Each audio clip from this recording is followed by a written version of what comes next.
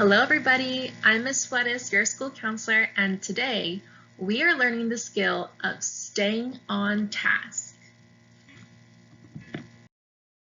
You will know you're successful when you first look at your assignment, second, think about what steps you need to complete the task, and that is habit 2, beginning with the end in mind.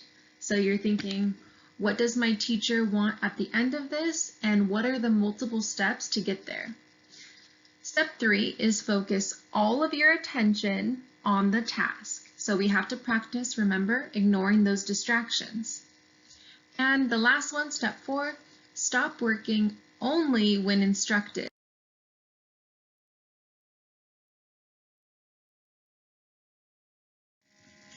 All right, now I want you to ask yourself, why is this an important skill for you to learn?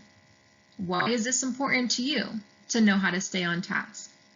Other than just schoolwork, when would you need the skill of staying on task?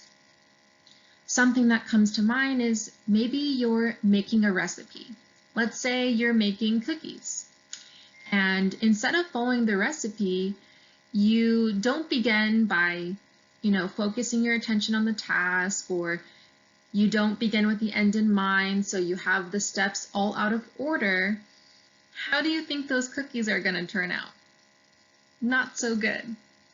Or maybe you're playing a video game with a friend and the task is to overcome the neighboring city, and you're working with a friend, but you get distracted, so your focus is not on the video game, it's on your little sister who's playing next to you.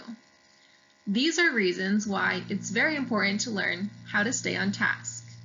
All right, let's keep going. Step 1, look at your assignment. This one's pretty obvious. Step 2, think about all the steps needed to complete the task. Sometimes a teacher could give you a really big assignment, and in your mind, your self-talk might be saying things like, this is so overwhelming. How am I going to finish this? This is too hard. This is too much. But if you take the end of the task, your goal, and you break it up into multiple steps like the picture, then you could see that it's reasonable and you can do it. You just have to focus on one step at a time. And it's a great way to keep that focus when you're not feeling so overwhelmed.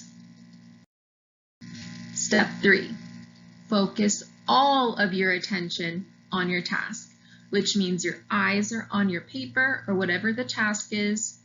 Your brain is thinking thoughts related to the task, and your hands are busy working on the task.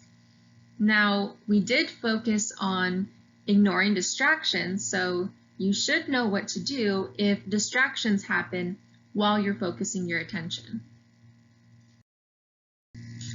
And last, step 4, stop working only when instructed or when you are finished.